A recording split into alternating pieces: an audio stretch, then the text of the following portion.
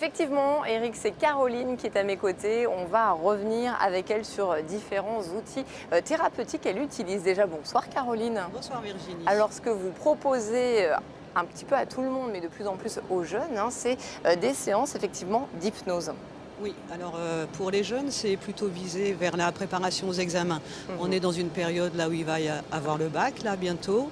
Et l'hypnose peut servir effectivement à s'apaiser, à avoir moins mal au ventre, à pouvoir mieux gérer sa concentration et aussi peut-être aussi sa vitesse d'apprentissage. Parce qu'avec le stress, on est parfois bloqué et du coup, voilà, l'apprentissage est plus difficile.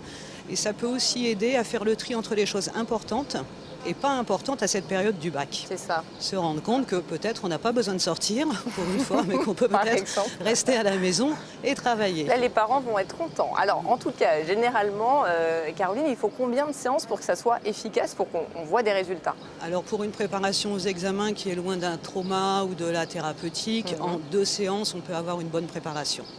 Et concrètement, est-ce que vous avez des petits conseils à nous donner pour préparer un oral?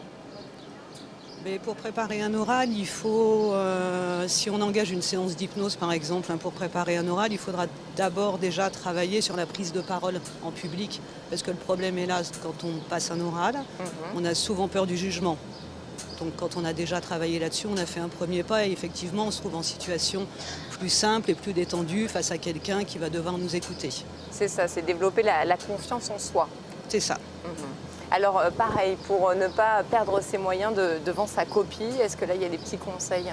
Alors là, on travaille plus sur la concentration parce qu'effectivement, et la confiance en soi aussi, la confiance en soi revient toujours de toute façon en hypnose parce qu'on peut se dire de suite en ayant un sujet, là je ne vais pas y arriver. En ayant travaillé la confiance en soi, on y va plus serein, on s'est déjà visualisé en train de passer cet examen et surtout on s'est visualisé en train de le réussir. Vous travaillez beaucoup sur la visualisation, c'est ça, des situations. Et la dissociation aussi.